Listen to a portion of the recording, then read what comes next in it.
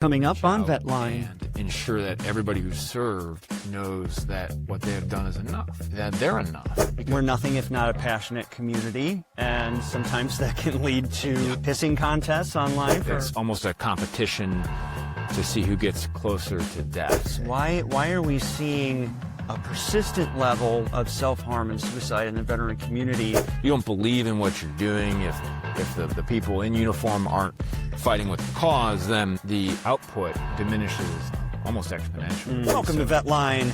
My name is Adam. I'm here with my good friend Jason Church, who is an Army veteran, a veteran-serving attorney, superstar in basically every respect. You may have seen him out and about speaking on behalf of veteran issues and whatnot. And we got some pretty timely and important things to discuss here today. But first off, appreciate you joining us. It's a pleasure to be here. It's an honor to be working with you, to be helping the veteran community at large. I think you and I both know that this is something that is not only important today or yesterday, but certainly tomorrow. Thank you for having me here. This is actually your house.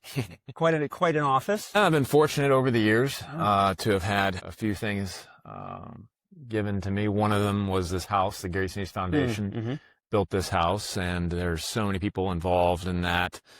Gary would be the first one to tell you that he is just one of many within his foundation that does things like this. This home was built for me almost 3 years ago to the day. It's in July.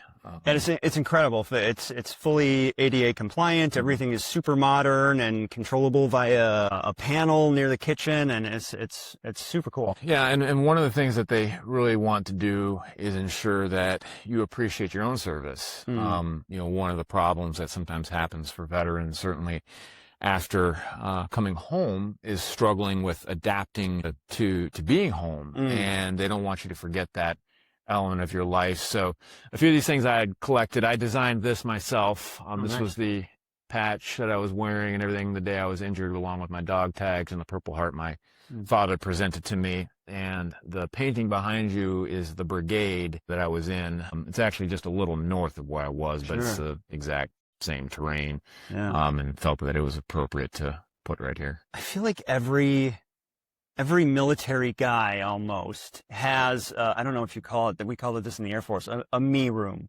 Because, you can't get an award or an accolade in the military without getting to frame something along with it. Right. And then we like having our shadow boxes. Retirees and separatees have their shadow boxes and whatnot. I got a me wall, it's got my ribbons in a shadow box and a few awards and decks here and there. But you've had quite a storied career. This is my me room. It's not a competition, but my me room's very different than your me room. I think the important point is, and one point that you make quite a bit in your advocacy for veterans, is the value of everybody's service. Right. Recently, you gave a speech as the honored guest for the Memorial Day. Is that Oconomowoc? In Oconomowoc, in the bandshell. It was an incredible speech, really moving stuff. And a huge portion of that speech, you talked about just the value of everybody's service and how it's easy to think that some service is less than or whatever. Could you just speak on that? Yeah, I think that's probably the most common thing I incur in talking with fellow veterans. I see it personally within my own family. I'm a third generation soldier.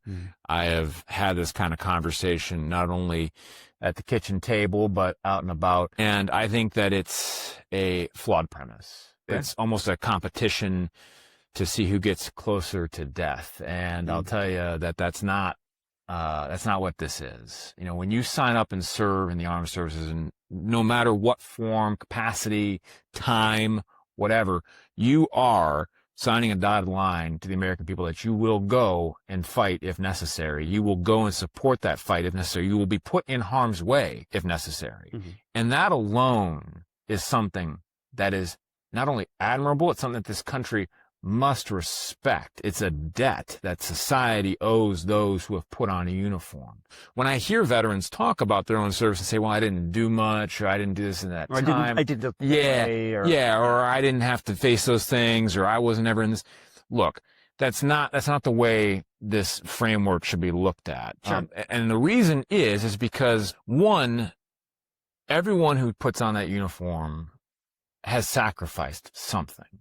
right? That is true. When you go through training to become a member of the military, you are, we call it training and doctrine. There is a part of you that you will follow orders that may be against your own personal self-interest and survival. Yeah. And it goes into every single MOS. And, you and I see this all the time in the work we're doing now about people who are enduring long periods of hardship post-service because, for example, right now I'm working on this case where this man was an avionic mechanic. This guy was exposed to loud noises for like 3 years straight. Right. And I mean, no kidding, he can't hear. Right, right, yeah. But now the issue is if that man or woman doesn't see themselves as someone who has been in harm's way in a firefight, or something like that, like which, what you see on TV. Yeah. Then their service is less than someone else's, and I think that mentality not only hurts that veteran, but it hurts society, because then there becomes this idea in society that the only way somebody can be the most lethal warrior is become, an Army Ranger, Navy SEAL, MARSOC, right. Tier 1 DevGru, CAG person, which is incorrect. And not only incorrect, it's an incredible disservice. It kind of hurts us all. Yeah, it's not healthy. And it's been something that's been formulating, I think, for maybe the last couple decades, certainly in the global war on terror. And that's not to take away from people who are in those. Right. They're certainly performing a needed function. It's just, it's part of a larger whole. If you're able to execute a mission on a high value target within, an hour, that's fantastic. Now, to go and raid and take out bin Laden, fantastic. But you know how many people who went into that? You know how much effort was put into that besides the team that went into that building? Thousands, and support and everything else that went into it. The people who died, the people who sacrificed life, limb, their personal lives, because that can be consuming in so many ways. Big time. To do that. When we talk about the larger whole, everybody's an integral part of it. Yeah. And so when a veteran dismisses their own service because they didn't do something, or they're comparing themselves to someone else, I think that it's the hardest thing for me to see. And I generally try to, as we do spot check on that right. in the military, I'm like, hey, wait a minute, look. Well, you're clearly passionate about it. And it means a lot coming from you. There seems to be sometimes, and especially online discourse is a great example, we're nothing if not a passionate community. And sometimes that can lead to pissing contests online for more, like, my opinion is more valid than yours because I deployed and you didn't. My opinion is more valid than yours because I have a combat action badge and you don't. My opinion is more valid than yours because I was special forces and saw combat and you were in the reserves and a cook and blah, blah, blah. So for someone who was in public affairs and then education and training command, it's heartening because I feel, I deployed, I served I used my talents to the best of my ability to serve in the way that I could most effectively. And it's heartening to hear someone who is clearly would be in that upper echelon if there was a hierarchy to say we all matter. In what way does the cook matter? In what way does the public affairs person matter? In what way? And how do you see that as part of a wider picture of this big machine of defense? First and foremost, I don't think there's anything better than having a hot meal after a really tough day. One of the best meals I ever had in my life. I don't remember what I ate, but it tasted great because it was after one of the worst firefights, medevacs we had to be a part of. And I remember we came back to the base. It was pretty late. Usually that base, we had a cook that could do hot chow where we were at. Sometimes we were in a position where all we'd eat was MREs, but this was a place we could come back to, and there would be. But the hours, were limited. I mean, you don't want to work this guy 24 hours a day. I mean, there's only one of them, But he heard what was going on, there, and he just fired everything up and just started putting it together. So by the time we came back, nobody asked him. Nobody asked him. He heard something happen. You were coming in, and he's like, I know what I'm going to do for these guys. I have to do that. I just feel. And he's on a base. He never probably left the wire, but mortars hit that base all the time, destroyed a porta potty that we had contracted with the Afghan locals the day before. It just splattered everywhere. Just as someone was walking, luckily they didn't hit anybody. But I mean, he's in a dangerous area where his life is on the line. We were utilizing Afghan forces sometimes for security to try and train them, and even that with the green on blue stuff. This was this is a dangerous area. Taking a quick 20-second break in the action to talk to you about our incredible sponsors, Tayback Law. The best in the business, the most reliable when it comes to VA disability claims and appeals. They've personally helped me. I am a client, and I highly recommend that if you need some support with your VA disability claims, that you check them out. Brand new website at taybackattorneys.com. Back to it. I find when people look at the MOS or they look at their time in the service or anything like that and they say, well, I didn't have to go do that. It's destructive on so many levels, because look at how that morale boost that cook provided changed the perspective for a lot of guys who just went through a pretty Can you rough imagine going through the worst firefight, the worst day of your life, and coming home and being like, well, take out an MRE. Yeah. Have your vegetable omelet MRE. Like, right. That, Yeah. There's a world of difference between those two things. Both exist and both happen. Yeah. And it shows the importance of having good people in every position. Because again, that cook doesn't have to do that. You know, we could come home and just eat, you know, an MRE or whatever, because we had to spin up at 3 a.m. anyway. Yeah. You know, I mean, it is that little thing that, I think makes a difference. And morale, as you know, is such a key component of any military operation. If you don't believe in what you're doing, if the people in uniform aren't fighting with the cause, then the output diminishes almost exponentially. So that in and of itself is a big difference. When I was injured, you know, I looked at my own self and thought, well, okay, you know, you went through all the schooling, but, you know, you didn't, you know, serve in the 75th. My brother currently does. You know, you didn't go and do all these other things. You were only there for, at the time, 5.5, 6 months, and I would just compare myself. So even you were saying, well, I didn't do this and I didn't compare to this. And okay. Yeah. So the problem with that thinking was, for the longest time, it allowed me to be motivated. I remember it was actually September 11th, 2012, when President Obama visited me in Walter Reed. Okay. And one of the things that I wanted to be able to do, because I was conscious, was salute upon entrance, because I wanted to have that conversation with the commander-in-chief at a level where I felt like, okay, I gave Yeah. But my ulnar nerve was damaged to such a point that I couldn't actually form a hand salute. I was kind of more like this. Yeah. I remember I saw the line break under the door, and Secret Service had already been through and checked them out. So then he comes in, and I give him the salute, and he drops his head as he salutes me back. And I always remember in my head, after that, being a little bit, you know, bewildered. We had the conversation, and we talked, and he was nice. And Which part of it was weird? if I was the commander-in-chief and I walked in, now granted, my perspective, I guess, is different, having served. So for him, I don't know what that's like, and I can't speak for the man. Sure. But I would just look me directly in the eye and pop it back. Somebody must have said something to him about that, because, I mean, I've seen kind of later in his tenure, that man could pop a pretty crisp salute. I don't know what it was. I mean, obviously, there's a lot of oddity to that. I mean, Lincoln started that tradition of the president going to visit injured in the hospital. You know, they typically wouldn't, most of the time they don't publicize it because you get in that weird realm of politics and like, are you using it for the visibility? Correct. Or for, So you try to limit that scope. You're working your ass off to get your hand up here because you're injured, and the feeling was, this guy can't meet my eye. Yeah, in essence. Yeah. I didn't exactly know how to feel about it, and I still don't to some degree.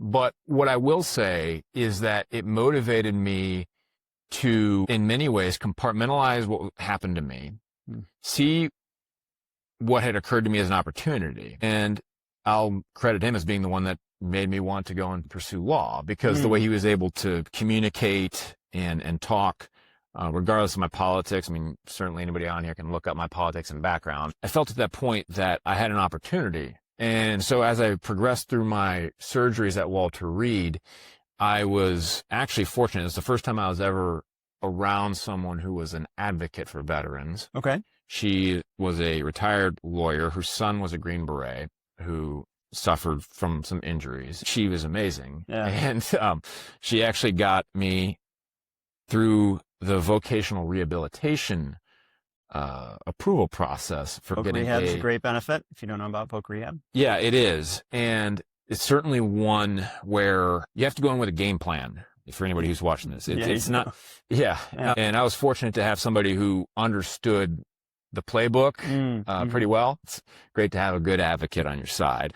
So also in your speech on Memorial Day, you spoke about how you have lost more of your friends and colleagues and fellow service members since returning than you did when you were deployed. And we're seeing almost a constant with that, you know, the old trope, the 22 a day. I think today it's more 18 and a half a day or whatever. It's too many. It hasn't moved very much, even though the percentage of folks who have seen combat or have served to begin with is slowly decreasing. So why do you think that is? Why are we seeing a persistent level of self-harm and suicide in the veteran community, even though there might not necessarily be the same level of connection as far as a combat-related trauma is concerned? It's not just the combat-related traumas. Sometimes it's the survivor's guilt element of things. I remember we had a pretty tough mission one day where we went over what I knew was a choke point. So basically, in essence, we went on to this area to clear this area of cache, of weaponry, IED making material, stuff like that. And as we were coming back, even though I identified that area, I'll put it politely, with some disagreements with hire, we hit this choke point and the IED exploded and blew off the mine roller in front of my striker. You know, obviously the first thing you want to do is you want to make sure everyone's okay. And then when we got back to the base, everyone had to get checked out by the medical staff and whatnot. And one of the guys that was in my vehicle hit his head pretty hard on the ceiling. And after doing some pretty extensive checks, they were like, look, he's got too much of a TBI. We're sending him home. And the deployment really only got worse in many ways from there in terms of kinetic activity, you know, casualties, things like that, including myself. And the soldier who was sent home took his life, you know, a few years later. He was one of the first. And then there was another who I had worked with at the company level. He was great. Always made sure the coffee was running at 2:30 in the morning when I was having to do a concept of operations, made sure that all the electronics was working. If there was some sort of electronic problem or some sort of, I don't know, any problem really. Sure. He'd fix it. Just a great guy. And he left a pretty kind of cryptic post on Facebook one night in like 2019, and took his life. And these are just two stories that I mentioned because they're people I knew, and there's more than that. I don't necessarily know why the individual makes that decision. But I think one of the things we should do as society is reach out and ensure that everybody who's served knows that what they have done is enough, that they're enough. Because one of the things that I have experienced personally is, okay, well, did I do enough or was I enough in that regard? And, you know, and at some point, did you have to, you know, die over there? It's something that Gary Sinise portrayed as Lieutenant Dan in Forrest Gump. He shows through his family history that everyone in his family had died at some point in America. In every major American war. And For him, you know, it was supposed to be his destiny, right?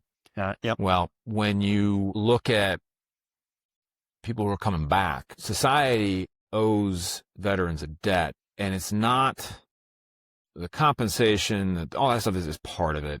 The bigger thing is the validation of what someone has to do when you're serving. And in our own community, as veterans, we need to ensure that those who have served aren't minimizing their own service, because I think that leads to a rabbit hole of, I don't like to use the word hatred, but there becomes an element of self-punishment that I don't think is warranted at all, and is part of what is causing some of this. And I will be a little critical of what I think is kind of the current culture of people going on and talking about high-level classified-esque operations, and then they're really banking on other people viewing that as some other higher level of service. And that's not to say that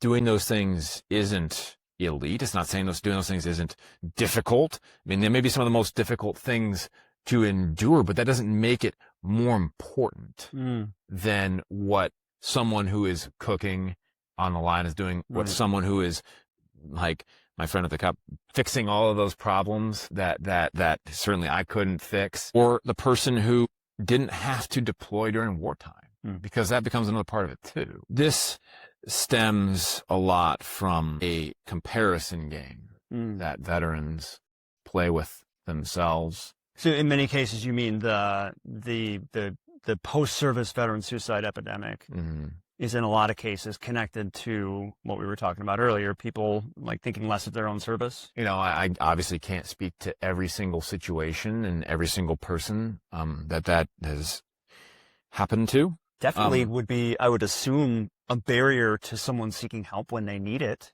I think that's part of this. We're getting a little bit better at destigmatizing mental health. It's like, look, I need to go to the prosthetist to adjust my legs. You know, I don't think there's anything different in going to see someone to ensure that your mental health is in shape as well. They're really just two sides of the same coin. I like to see that because, like, my father's generation, like my dad's a Vietnam veteran, like, rub some dirt on it, don't talk about it, you know, move on. I think, like you said, mental health and physical health are two sides of the same coin. They should be viewed as such. Society will say those things. General American society will go out and say those things, and that's good. I'm not trying to say that it's not. But I think within the veteran community ourselves, we need to start being honest and real with one another about this. Because part of this is, you know, it's a comparison game. And, well, how can I go and say I'm struggling with post-traumatic stress disorder when, you know, I know Jason Church got, you know, his legs blown off in an IED, and you know, why do I deserve? Why do I? And that's that frame in and of itself is a problem, because and I can speak to it genuinely because I would view others in that frame myself for the longest time. It took a lot of help and a lot of love to get out of that mindset, but it also took other veterans, you know, being real and speaking to me plainly about this and saying, look, your service is enough. What you have done is enough. The country owes you a debt that, quite frankly, it will never fully repay. But if you don't love yourself first and what you decided to do for this nation, then start today and start seeking that today. If you're looking for permission, give it to yourself. Jason also gives you permission. Well, if you're doubting whether or not your service mattered, it does. it does. It certainly does.